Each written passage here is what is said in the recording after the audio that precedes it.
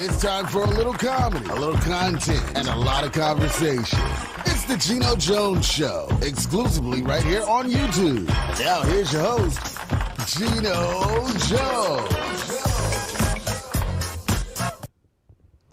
Good afternoon, everybody. It's showtime. How are we doing? It is time for the Geno Jones Show, my daily variety show, live right here on YouTube. Please like, share, and subscribe. Like, share, subscribe, and tell everybody you know. All your kinfolk, all your co-workers, all your church members, your neighbors, folks you don't like, folks you ain't even spoke to in a while. Tell them to please like, share, and subscribe to my YouTube channel to check out the Geno Jones Variety Show, Monday through Friday, live right here on YouTube around 6:30 p.m.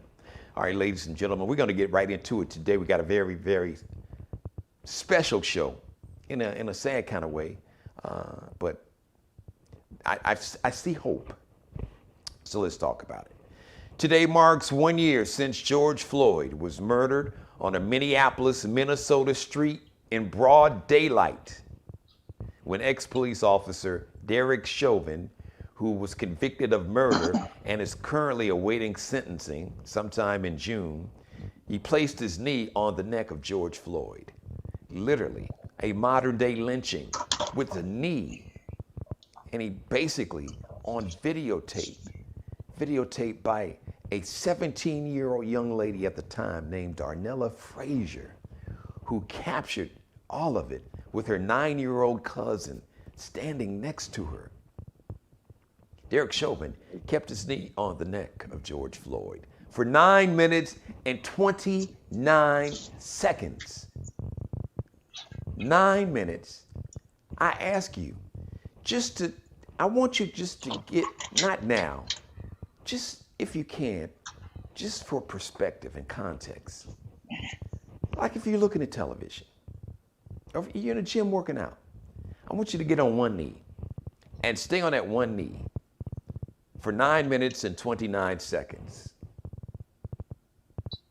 And imagine what that had to be like when you have a human being underneath your knee. And you can literally feel the life leaving the body of this person. That's what happened. Since then, some things have changed. There's been some type of racial awareness. Many are calling it a racial reckoning, not just here in America, not just here in the United States of America, but all over the world, globally. I see young people, my millennials and Generation Zs, even more energized of all races and backgrounds and faiths coming together to saying like, what the hell is wrong with you all? With this hatred and bigotry and racism and white supremacy and police brutality and hate in all of its forms. Come on, really, guys? You guys are our parents and grandparents? And you all are still doing this? So young people give me some hope. But unfortunately, some things remain the same. Over 100 unarmed black men, women, and children have been murdered, have been killed by police since George Floyd was murdered 1 year ago today. Let me say that again. Over 100 unarmed black men, women, and children have been murdered by police in the calendar year, in the 365 days, 1 year ago today, since George Floyd was murdered by Derek Chauvin. So in spite of the millions of people all over the world protesting the murder of George Floyd and many other unarmed black men, women, and children, it's still happening. Recently, here in North Charleston, South Carolina, Jason Sutherland, a man who was mentally ill, who was initially taken to a mental health facility for treatment, who was in a crisis. The facility called the police. Apparently some type of fight, altercation, broke out. Allegedly, the facility told the North Charleston Police Department they wanted the man arrested. The North Charleston Police Department took him to the Charleston County Detention Center, and it was the Charleston County Sheriffs that engaged in an act of just horrible, inhumane brutality that resulted in Jason Sutherland dying right there in the detention center. And you see this on video. We saw, speaking of horrible, inhumane treatment, Ronald Green in Louisiana, the police, Louisiana state police officers, they beat this man, they tased him, they put him in chokeholds, and then they dragged him across the highway with his arms handcuffed behind his back and his legs in shackles. Then Andrew Brown Jr. was gunned down in North Carolina couple weeks, probably 3 or 4 weeks ago. You had the county sheriffs there in North Carolina, Elizabeth City, North Carolina. That county, their sheriffs rolled up in a pickup truck, like 8, 9 or 10. It was more because you had several officers dressed in SWAT gear with AR-15s and in other cars, responding to the scene, unloading on this guy in his car who was unarmed. So as much as some things have changed, unfortunately, many things have stayed the same. So I want to bring on my political contributor. I'm glad to get him back on the show. It's been a while. He's been working hard. Brother's in law school, doing big things. One day, hopefully he'll be sitting, I'm speaking into existence. He'll be sitting on a bench, hopefully a federal bench. I'd love to see him on the Supreme Court, get a real brother up on the Supreme Court. That's a whole nother story, ladies and gentlemen. I speak the truth, though. Coming to the camera, it is my pleasure to bring my brother back from another mother, my political contributor, the brilliant Mr. Shawn Mitchell. Welcome back, brother. Glad to have you there. Mr. Geno Jones? Thank you for having me this evening. I heard a lot of what you said. Help you out. It's called Pasquot County. Pasquot, yeah, you're right. Thank you. Pasquot County. Pasquot County. Thank you. The only reason why I know that in a former life, I've driven trucks from the Port of Charleston, delivering containers all over the Southeast. So after a while, you get familiar with a lot of counties and different areas throughout the South. And, sometimes as a kid from a suburb of Chicago, growing up post-civil rights, you kind of take it for granted that everybody's kind of living this equal life. And my experience of living in the South and working in the South and doing radio and owning a business and traveling through the South, you find out that there are these communities where there are Black people, and they're in these counties, and these counties, they kind of do their own thing. And it goes back to the voting. It goes back to having diversity in positions such as DA and the county prosecutor. Because the situation in Elizabeth City with Mr. Brown's tragic death, I want to be clear, because I think what people need to understand is that, one, nobody's arguing that the police shouldn't serve warrants or do their duties in being able to execute court orders. Mm-hmm. But we know that when the police come to Black people's homes to execute warrants, they come in different manners than they come to white folks' home on a broader sense. I know people are going to say, well, if it had been a violent white guy that was a drug dealer, they would have showed up. Okay, possible. But let me point out something. Usually it's been my experience from watching news and observing, and the more and more I get into law, that most of the time when the police think that you're going to be violent, and I'll bring up a case to point out what I'm talking about, they show up usually at 1 or 2 in the morning. Why do they do that? Because they figure you're going to be asleep, they can show force, and it's going to be easier to have a non-lethal ending to the arrest. Perfect example is Breonna Taylor. Breonna Taylor's situation was where supposedly she was involved with a drug dealer who had the propensity to be violent. And so if even though that situation happened tragically, if we switch those two situations, a logical person could say, you can understand the police showing up at Mr. Brown's house at 1 in the morning, executing a warrant, and probably securing Mr. Brown without any violence. Because again, it's 1 in the morning, most people are asleep. Anthony Brown did not come across like the type of person he was going to get into a shootout with people. And the reason why I want to point that out is he was trying to flee the scene. Okay. And he was, I know and let's throw this in there, Shawn. Two things. And he was unarmed, but right. just for those who, we don't want you to get it twisted in Yeah. terms of Shawn using the example of Breonna Taylor. First of all, yes, Yeah. we know that the drug dealer, Breonna Taylor, was not in a relationship with this person Right. anymore. Exactly. And he was not at her apartment, and she was asleep in her bed. So just for Right. those who could be watching and saying, wait a minute, are y'all saying Breonna Taylor? No, not No, because. no. What I want people to understand though is that, you know, we all want effective police to do what they need to do. These different situations we're talking about police using force that's way beyond necessary.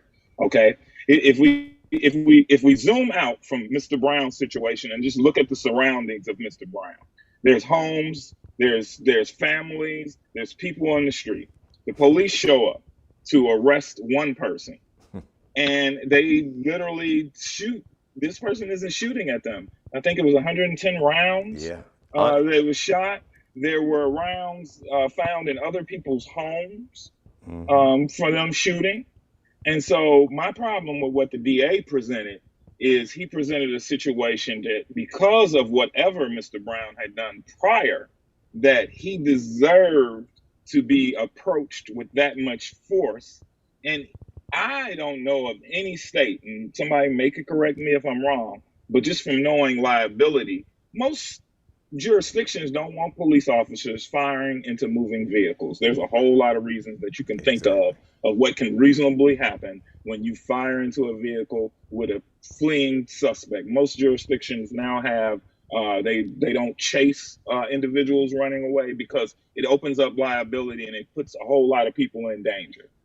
If you didn't get him that time, you can get him another time. There's a freeing felon law in many states, correct? I think it's a federal law, a fleeing felon law. It's not federal, but most jurisdictions. Okay. And then just trying to practice liability insurance. You know, even if you're going after somebody and you're trying to get them in custody, you don't want to endanger others trying to get some. So just from a standpoint of public safety, this whole thing was handled wrong.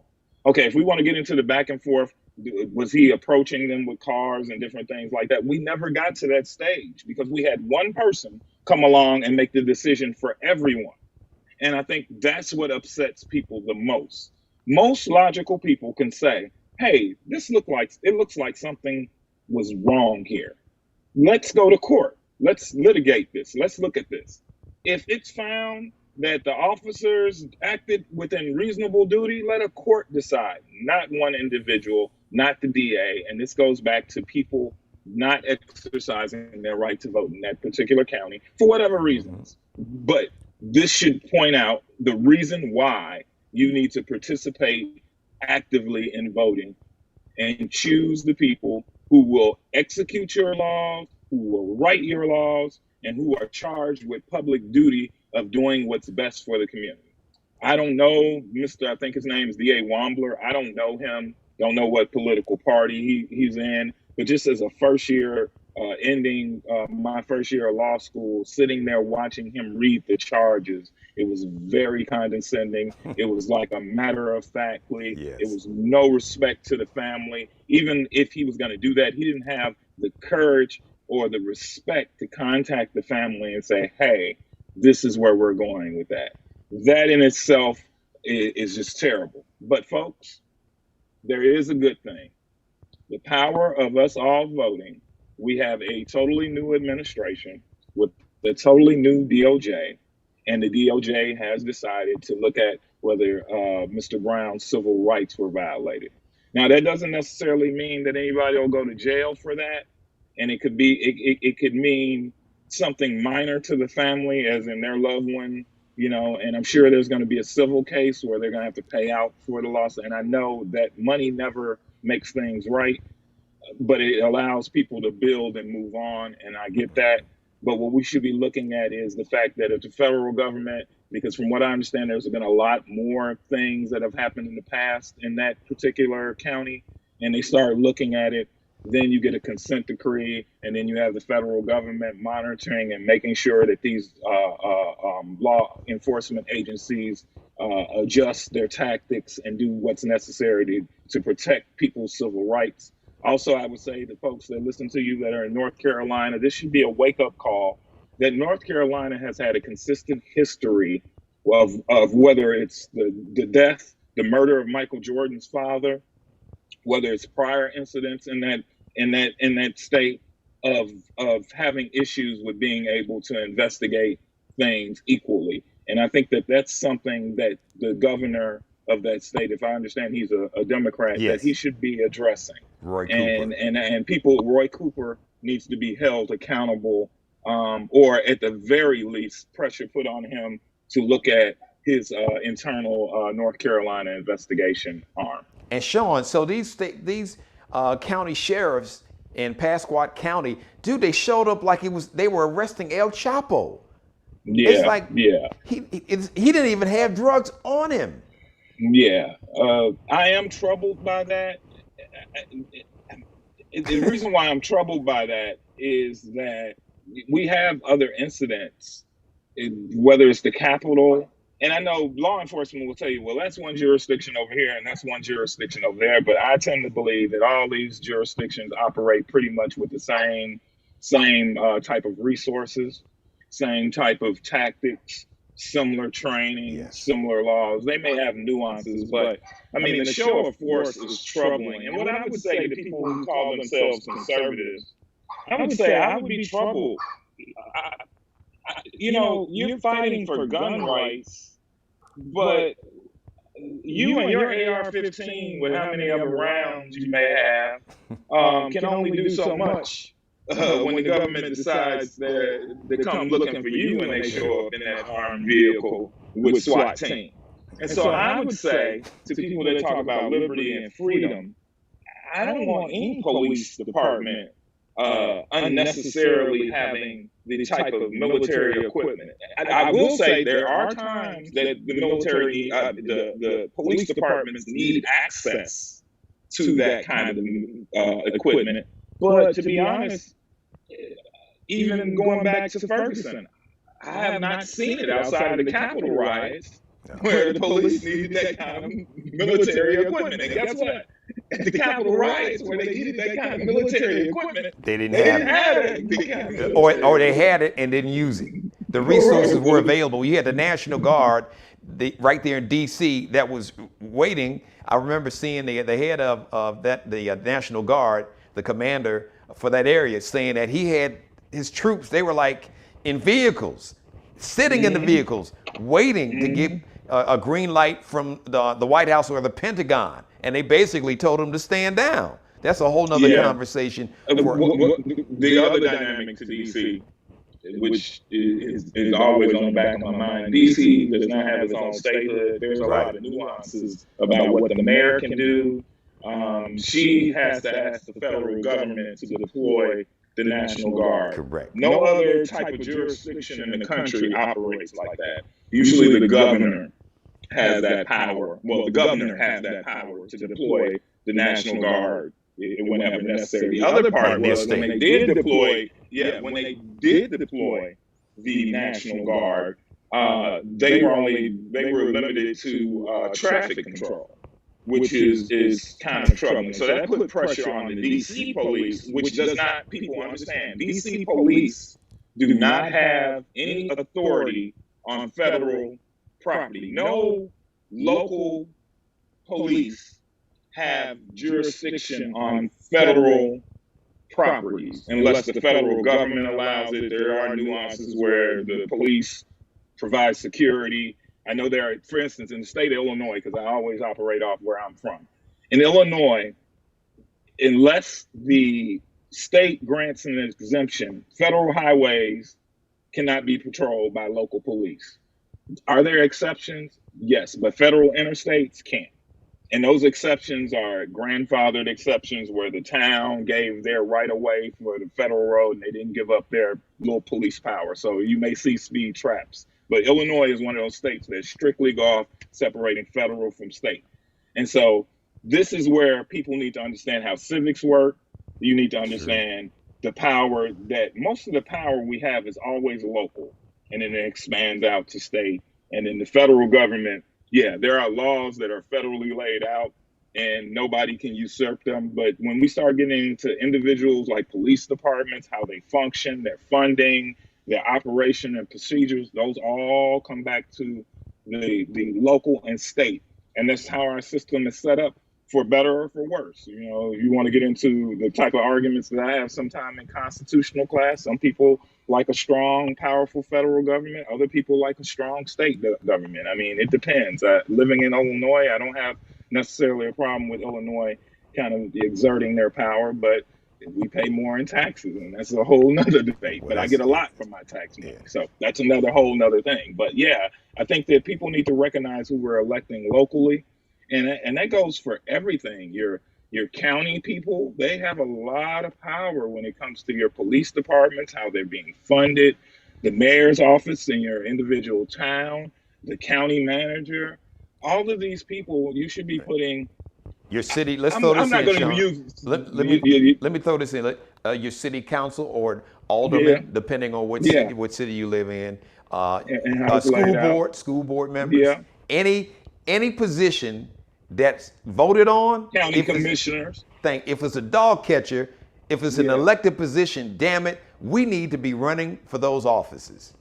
and we need to be voting, even if we're not running. We need to be voting, and that Absolutely. includes judges and all of those things. You know, Yes. there's no longer the thing that I don't have time.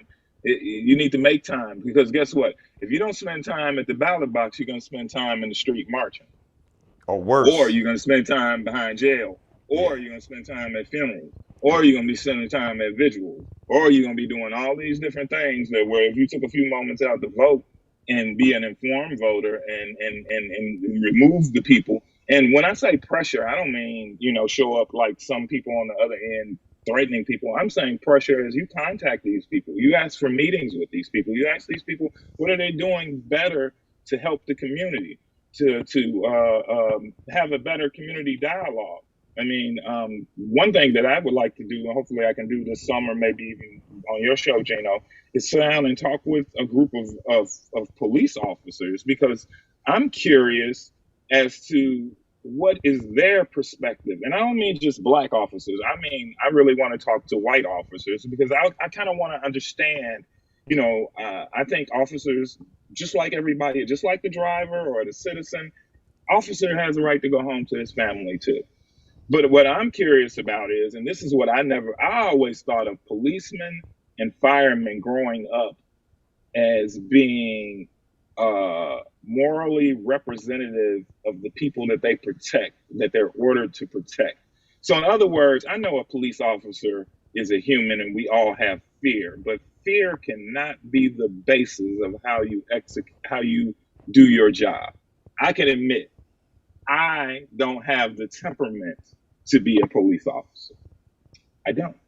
Not that I would be doing anything to anybody, but I know sorry, that's not the job for me. And I think a lot of police officers need to take a look at themselves and ask themselves in this new world, because we're not in the 19th century, 20th century anymore. We're in the 21st century. The way you deal with people, the type of issues that people have, police officers probably need a 4-year degree. They need some kind of psychological training to be able to deal with people and deal with the psychological traumas that they deal with. There need to be some kind of diversity and understanding of different cultures and backgrounds. Police need to walk the beat, I walk the thank you. neighborhoods. Yes. These nice cars that we're spending all this money on and the fancy lights. Hey guys, you need to walk around, meet the people in the neighborhood. A lot of people in the neighborhood, I'd say the majority of people, black, white, brown, Asian, everywhere, want good police. They want to feel safe. When somebody's breaking in their house, they want to call the police and have that handled. They also want police officers that communicate with the people, that have a vested interest in the safety. I'm not saying that all police officers are bad, but I'm saying the few that are bad make the whole group look bad. And let me just And so I think there needs to be a dialogue about that. let me just jump in here and just say this, because you touched on something and I was going there, that police officers in too many cases. Now, I'm sorry, because I hear, well, the majority of police officers are good. Listen, I've worked with police departments here in North Charleston, South Carolina, in Los Angeles, in Detroit, and basically Memphis, every city that I lived in, even in Chicago. But here's the bottom line. First, we need to address certain facts, Shawn, that the FBI has been telling us as long as 10 years ago, that there's been a concentrated effort that white nationalists, white supremacists, neo-Nazis, KKK members, white militia hate groups, they have been intentionally joining local, county, state, and federal law enforcement and the military. So we need to address that. Two, we need to understand that this whole concept and culture of policing was created to oppress black people. Local policing came out of something called slave patrols. Slave patrols were basically just people who were deputized or deputized themselves, appointed and anointed themselves the law, and went around trying to capture slaves who had, or formerly enslaved people who escaped or who were free, and in some cases were still arrested and re-enslaved. So Right. I've been saying for years that there are too many police officers, especially in big cities. You and I both grew up in Chicago. That you need to have police officers that are emotionally invested in the community they patrol. I would require a residency rule. I'd have a residency rule that officers, you must live in the city you patrol, and you've got to have some familiarity with the community that you're patrolling. You have to, because when you are emotionally invested, see the way that Derek Chauvin, the way that Jason Van Dyke in Chicago, the way that Michael Slager, when he shot Walter Scott here in North Charleston, South Carolina, in his back, he wouldn't patrol that way, that reckless and that inhumanely in the neighborhood he lives in. I guarantee you he wouldn't. Which leads me, because I know you got to run, I want to get you on this, and of course we're going to bring you back. Before I lose you, you heard yesterday's show. You and I talked about it. Right. Today, the George Floyd family met with President Biden and Vice President Kamala Harris. I saw Senator Cory Booker, Representative Karen Bass, House Representative Member Karen Bass. I didn't see Tim Scott on camera, but they're trying to get the George Floyd Justice and Policing Act passed. And the big controversy, the big hubbub, the stumbling block supposedly is something called qualified immunity. Qualified immunity was invented. Let me break it down to you. Qualified immunity was invented by the Supreme Court. These judges invented qualified immunity in 1967. You can Google it yourself. There was a case called Pierce versus Ray in 1967. I'm sure Shawn knows about this. So this was invented literally out of just thin air by Supreme Court judges that was basically trying to protect police officers from what they deemed frivolous lawsuits by civil rights protesters in the 60s. So you've seen many episodes. My bottom line is, without qualified immunity, you don't have a George Floyd Justice and Policing Act, because the only way to get officers, these murderous, criminal cops, because we got to call them what they are. Derek Chauvin is a criminal. Jason Van Dyke is a criminal. Michael Slager is a criminal. What we saw in Louisiana with the Louisiana State Police, those are criminals. What happened to Andrew Brown Jr. was criminal. So if you can't see my humanity because of your hatred and racism, fear, bigotry, whatever form of hate that you have, anti-Semitism, anti-immigrant, anti-Muslim, whatever it is, if you can't see my humanity, if you can't have a sense of compassion and empathy, I can get your attention by digging in your pocket, digging in the pocket of your police union. Shawn, you got the floor. Before you run, I just want to get your take on it. Yeah, I agree wholeheartedly with you on that. I just want to add, because you said it beautifully, like you were sitting in one of my classes. Thank you. That's a compliment. Thanks. You still try to take the test though. Hey, listen, brother. I tip my hat to you, bro. Don't worry. I'm staying in my lane. Yeah, I love it. I always love when people take the time out to actually go back and look at some of these cases, and I think a lot more people should do that, because it gives you an idea of how the judicial system works and how judges look at things and how prosecutors and defense attorneys present their argument. I think that's always a positive thing for people to do. What I would say about the qualified immunity thing, I agree wholeheartedly. The troubling thing, the real trouble I have, is when the police unions and the Fraternal Order of Police come in and they act like a spokesperson for the individual. And I feel like there should be some accountability held to that police union. I think that police unions should be able to diversify. In other words, members that don't agree with the main police union should be able to create their own union separate and let them work it out in the battle of ideas. And the new union, if that takes over, better for them. And I think that's the problem, that we have these. It's weird. Police unions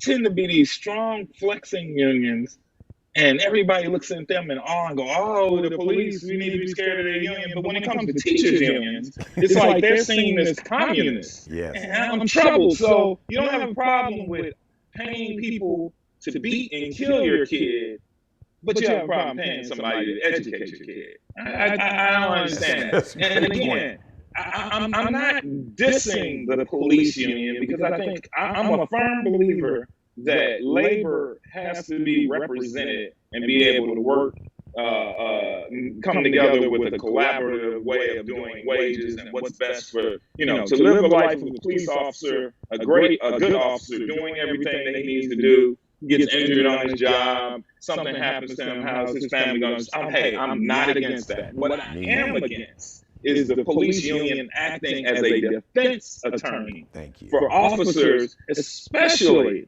when it's in question. Like, how can you defend Van Dyke?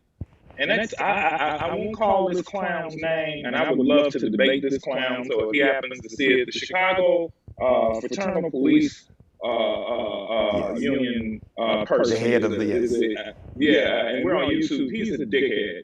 And I'm sorry, Geno, but that's what I feel. Wait, hold on. Let me.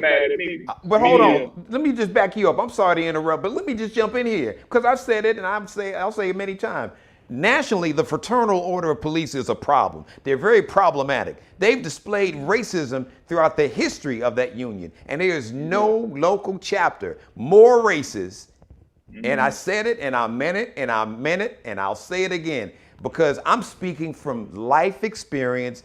Shawn, I'm not speaking for you, but you know exactly what I'm talking about. I've never seen any local chapter more overtly racist and not give a damn than the Chicago Fraternal Order of Police, period, point blank. And so I kind of have I know black folks and minorities inside police departments kind of live what W.E.B. Du Bois talked about, this duality, where you're trying to be a black officer because you think you're bringing diversity to the force and you're doing all these things. And a lot of black officers I talk to, like you, Geno, I've been in radio and I've thrown parties and concerts all over the country, from Monroe, Louisiana, which is the six of the six, to right here in Chicago and L.A. And I've talked to thousands of officers over my lifetime. And the weird thing is as a radio personality, especially when you become popular, you have this weird relationship with the police, where you're kind of exempt from what normal people can do in a lot of jurisdictions, and it's weird because you can see that police do have restraint. Just how they deal with you sometimes. Some of the stuff, I'm just. Well, that didn't work for me in L.A. That's a whole different story. That didn't stop the L.A. County sheriffs from making me lay out on the ground in an all-white suit on my way to host a comedy show at I think it was a comedy store over there. I was on Hollywood Boulevard. It's a whole nother story. So in some cases, I you're got a right. story for you. Yeah, I'm gonna give you a good story. So back to my days in college in Greenwood, Louisiana. I got my first job. I was interning for a station, and I got hired by another station. And you remember back in the day, in the 80s and 90s, radio station managers and owners would decide the day after your shift, either they were going to let you go or they were cutting your pay. I remember I worked all these hours. I show up to pick up my check, and the general manager decided to erase the information off my some hours off my check. And at the time I wasn't making much money, so to take a $200 from me was like, what? What is you doing? So I got I got what you would call a $50 show on. Like if Lil Wayne came down to North Charleston Coliseum and you got nosebleed seats, you're gonna pay $50 a ticket. So I put on a $200 show because that's how much my check was short. And when I say show I showed my ass. I snapped in the office, tore stuff down, turned over this man's big oak desk. Ouachita sheriffs show up. And the cool thing about it was that the sheriffs had already knew me from throwing parties and working at the radio station, and would see us out in the van and come by to get free stuff or bring their kids. And so when the officers showed up, disturbance at the radio station, they come to the radio station with guns drawn and they see it's me and they like, really, Shawn, this is you in here doing this? Come on out of here, man. And so I tell that story because I know that police officers have the ability. Yes, they do. Because they knew me. They made the decision right then and there, hey, we can talk to this dude. You know what I'm saying? No matter what the call was. They saw your humanity. Right. They saw your humanity. They knew me.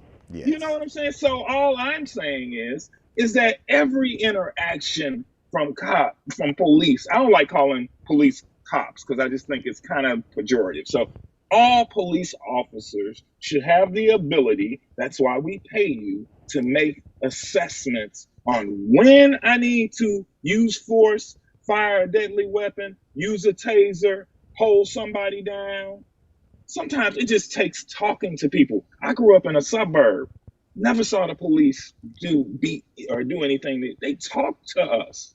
It would be nothing for us outside playing basketball and police pull up in the alley, hey boys, what's going on? And get out and start playing ball with us. I grew up across the street from the first black officer in my community who's now like the lead detective in that community. Wow. So everything doesn't have to be so hostile. Yes. The police are there to serve and protect. I know the old model is what we're dealing with, but let's talk about the new model. I was looking at Judge Dredd the other day, and they were on to something. Do you remember that Judge Dredd, the movie with Sylvester Stallone back in the 90s? I didn't see the whole thing, but yeah, I remember the movie. You should go back and watch that. Okay. And the reason why I bring that up is there's a whole lot happening there. There's a whole lot of mixed signals with Wesley Snipes is this like super villain, and it's kind of like Wesley Snipes, if he's a bad guy in the movie, it's kind of like when my grandfather thought about King Kong movies. He did not watch King Kong movies because he felt it was disrespectful to black people. And sometimes they portray in the 80s and 90s Wesley Snipes as this big bad black guy and all that. Yeah. But the tripped out thing was that in Hollywood's imagination, they reinvented the police department. They used more technology and less force. The irony about that movie is that in the 90s, they said, hey, if we use less force, some violent criminal is going to come along and we're going to need this force. So that just shows you how they play the mind games. They can show you in movies and stuff how we can live in a utopia, but oh no, we can't have a utopia. People have to get involved with the community. The police and the community citizens have a vested interest in all people's being safe. It should not be like this. We need to hold people accountable. Call your congressman, your senator, your state representatives, your pastor, your auntie, your grandmama, your grandkids. Call Washington now. Tell them to pass the George Floyd Justice Police Act. And Just let, please do that. and listen, I co-sign, I second that remark. And before I let you get out of here, let me just say this to all those in law enforcement. You absolutely you have a right to make it home and go home safe at the Hmm. end of the night. Yes, you do. But Yep. so do we as black people, Yep. Yep. especially have the right. But here's the difference. The state gives you the power to where you can actually get away with taking a life, Hmm. Hmm. justifying it somehow, trying to Hmm. justify it. We as Right. black people don't have that power. So Right. to whom much is given, much is required. When you are Right. given an incredible amount of power and Hmm. leeway, and it's given to you by us black people, that Hmm. you have to be extremely, I'd like to use the word judicious, that you have to be held to a higher standard. Hmm. You have to have the utmost character and integrity and humanity, Hmm. knowing Hmm. that the state has given you the power to take a person's life. Hmm. Shawn Mitchell, is always, do you bring the fire. I know you got to run it. 30 seconds on your way out the door. Is there anything else that you wanted to mention that you didn't get a chance to get in? Let people know where they can follow you on social media. Congratulations on your first year of law school. I say put Yes. this brother on the damn Supreme Court. Put him up for nomination. We need a real brother. I said it. I meant it, and I said it. We need a brother who gets it, who sees the humanity in other black people, because sometimes just because we may have the same pigmentation, there's some black people that look at other black people through the prism of white supremacy. So I Yeah, digress. we are constantly fighting that struggle, and all I ask is open-minded, similar-minded, uh, minds that have evolved. We can all do this together. I know there's a lot of issues going on right now on social media. You can catch me on Facebook, Shawn Mitchell Show. Just go on and join that page. That's still active. And also, real soon, I'll be working on some voter suppression. We're going after a few of these laws in various states with the Lawyers Committee for Civil Rights. I'm involved with that. With the Black Male Law Association, we're doing some various things to bring along the high school students interested in becoming attorneys, college students in the pre-law division, and current law students, networking and helping you out with summer association jobs and bar prep scholarships. Also, check out I'm the Attorney General for the National Black Law Students Association. That's NABALSA. And you can email me at ag@NABALSA, NBLSA.org. We're doing a lot of big things. And yeah, there's a lot of stuff. Oh, ACS. I'm involved in ACS. I'm one of the student leaders involved in that. What is And ACS for those who don't know? What is uh, that? American Constitution Society. Thank you. It's the liberal. It's I guess the best way to put it to the novice. If you know about the Federalist Society, which is more of a conservative group about the founders, the ACS is the counterpart. What we try to do is bring along more liberal legislators, liberal judges. We're working with the Biden administration. I'm not, but the group is working with the Biden administration on securing some of the new federal nominees to the various federal levels of court that we have open seats. So they are working on that. And I have to be careful because sometimes, I have a political background in Charleston. And when I say we're working with the Biden administration, people say, "Oh, you're working on the Biden." So no. But as a group, I'm involved in about 6 groups. And then finally, I hadn't said anything publicly. I probably will in my social media.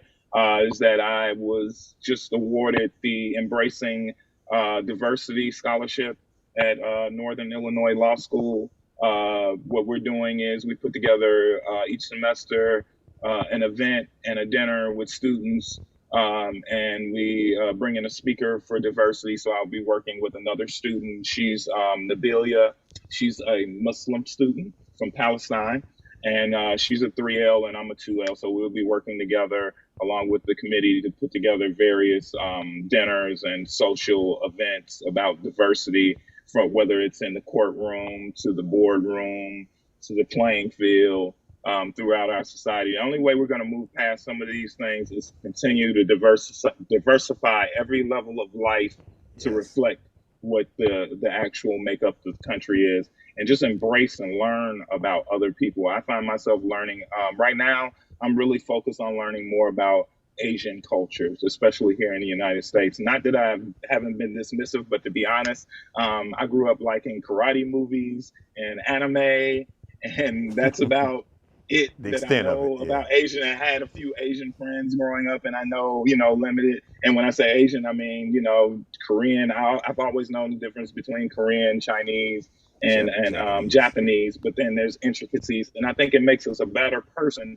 by learning about cultures. I did the same thing after 9/11, not to fall into what the media was, but I was more curious about the Middle East. I wanted to understand. So I developed relationships with people that were from Iran, Iraq, Afghanistan. I have friends from Pakistan, Palestine, Lebanon.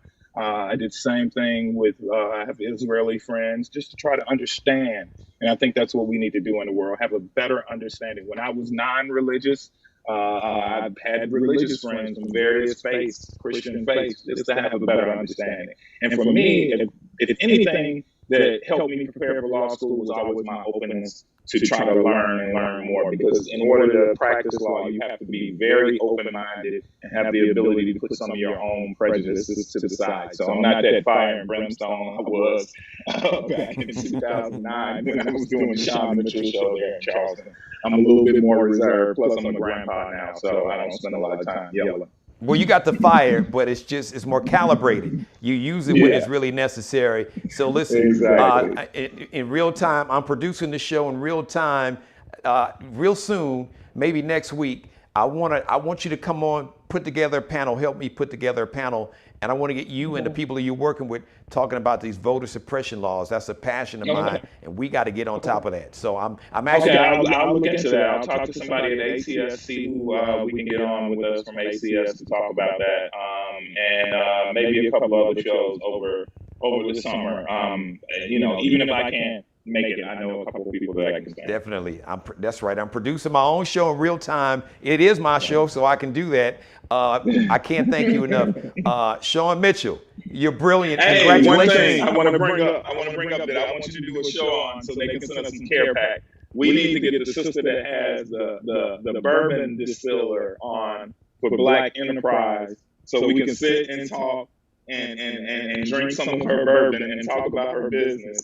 And I'm sure you can get her on. I'm putting that on you, Geno, since you're asking me to do all the political stuff. I want to join with some of the fun stuff when you have the artists on and stuff. What's her name? Let's shout her out real quick. What's her name? I don't have it in front of me, and I when you get it, call me, text me. I will. But yeah, that's something that I would like to be involved in. Is highlighting some of these areas of Black business. I'm sure some of your listeners did not know that there are several Black liquor creators, companies, several Black perfume and cologne companies. And so I'm saying all of that to say one way to make things more diverse is to support our own in their endeavors, especially products. We all drink and we all want to smell good. Right, and even I don't drink, but I'd love to have her. That's an emphasis, and that is one of the main focuses of the show. I've had Black business owners on the show,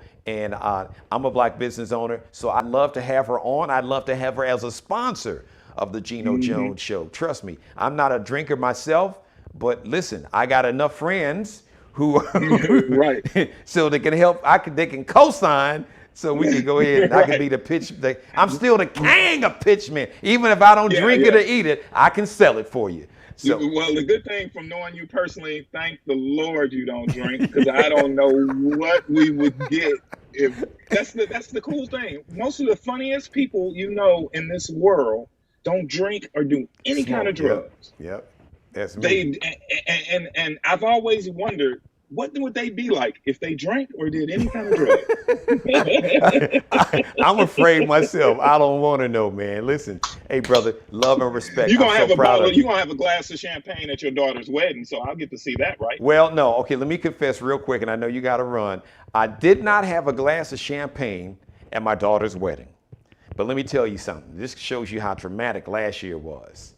The night that Joe Biden won, I went and bought a bottle of champagne, and Damaris and I, we toast. My lips hadn't tasted champagne in probably 30 years. Now it was like a half a glass of champagne, a little champagne glass, and it was half of that, and I took one sip, and I didn't drink anymore. Okay, and there are no new Genos. There's no Geno Jr. On the way or anything like that. No. Oh no. Oh no. Oh. No. No. No. Man, you about to get me cussed out. I know it's time to go now because if board Damaris is, as a matter of fact, when you see Damaris, I'm gonna let her give you the lecture. She gave me the death stare. She didn't even say anything to me. She just looked at me like, "Have you lost your damn mind?" So no, like she said. I don't want to get on Damaris's wrong side. I've seen her go from pretty lady to pretty mean lady, pretty fast. And you know that's rare because very few people see that because she's a Gemini. But I say you do not want to meet the twin, and if you bring out the twin, you've earned that ass whooping. Brother, we live dual lives. Off camera, I can tell you about the Gemini in here, and we are moving into a new house, and the Gemini has it going on. And right now, she is so upset with social media, talking about jumping on Geminis with all the weird memes. So I don't say anything about Gemini when she's around. Oh, I'm married to one. I've been married to one for over 2.5 decades. So that tells you everything right there. Shawn Mitchell, thank you, man. Yes. We've gone into overtime. I know you got to run. Listen, I hope to get you on the show next week. There's so many things that we didn't get a chance to address, but that voter suppression, that's a whole nother conversation. I've already done special commentaries about that. That is a priority of mine, making sure that we do everything, because listen, just stealing the democracy, it's not just storming the Capitol, because they're already doing it. They're storming these state houses. That's how they're doing it. And they're not doing it physically, but they're running for these offices, they're getting in these positions, and they're changing these laws and writing all these voter suppression laws. And we'll talk about that next week for sure. But thank you again, Shawn Mitchell, ladies and gentlemen, the brilliant future Supreme Court judge. I'm speaking it into existence. Shawn Mitchell, thank you, my brother. We'll talk to you next week. Namaste, my brother. Namaste. All right. Thanks for letting me be a part of your life. As always, God bless each and every one of you. God, most of all, thank you for letting me do the Geno Jones Show. Please like, share, and subscribe. And tell everybody you know to like, share, and subscribe to my YouTube channel. If you would like to be a sponsor, and a shout out to all of my Black-owned businesses. We invite anyone that would like to be a sponsor. I would be honored to have you as a sponsor. But I make an emphasis. It is very important to me. I've talked about this. I'm very intentional that this platform is created to celebrate our culture, our truth, the uplifting and enhancement, and do it, in an entertaining, funny, humorous way at times, and at times with the passion and fire that's needed, fighting for justice, and just fighting to be treated with a sense of humanity for Black people, Black and brown people, specifically African American people. Because if the world could see the humanity in Black people, it would just get rid of all type of prejudice. As a matter of fact, you hear my dog Teddy agreeing with me. That bark means he's like, Roof, yes, I agree with you, Geno. So, but to my Black business owners, one of the reasons I created this platform is to give you a platform, to tell your story, to inspire other potential entrepreneurs in Black-owned businesses. Tell your story, talk about your struggles and your successes and how you overcame your struggles. So I'd be honored to have you as a sponsor. I'd be honored if you advertise. I'd be honored to be your pitch man. Like I said, I'm the king, not the king of pitch men. Even if I don't eat it, drink it, smoke it, I can sell it for you. So reach out to me, GenoJonesShow@gmail.com. That's how you spell Geno with a G-E. Geno Jones Show at Gmail, or leave me a message right here on my YouTube channel. Love to have you as a sponsor. Love to have you as an advertiser. Love to have you come on as a guest. Dedicate an entire episode to you and your business and the story about how you got started, how you overcame, how you had to restart, and how you reached and where you plan and want to go, and how we can help you get there as a community and as a culture. All right, so please reach out to me, Geno Jones Show at gmail.com. Shout out, speaking of business owners, black-owned business owners, shout out to Mr. Bruce Gage. He is the official wardrobe stylist and consultant for the Geno Jones Show. Check him out on Instagram, on IG. Just do a search on IG, Bruce Gage, Gage. And shout out to Markel Bailey, the official barber and stylist for the Geno Jones Show. Check him out on Instagram, on IG, Kelby Cuttin, KelbeCuttin, Kelby Cuttin on Instagram. God bless each and every one of you. I love you. I really do. Mother, you know I love you more than life itself. Once again, thank you to my political contributor, Shawn Mitchell. He is a brilliant brother. We'll be talking to Shawn again next week. Until tomorrow, Wednesday, shouting out all my working divas like I do every Wednesday and every day. We always show love to the ladies and the brothers too. But we have to uplift our women as a culture, as black men. We have to uplift, support, believe in, and protect our women. Because the most unprotected, undesired, underestimated, endangered person on the planet is a black woman, even more so than a black man. Black women deal with racism, all the racism that we as black men deal with. And then on top of it, they have to deal with sexism and misogyny.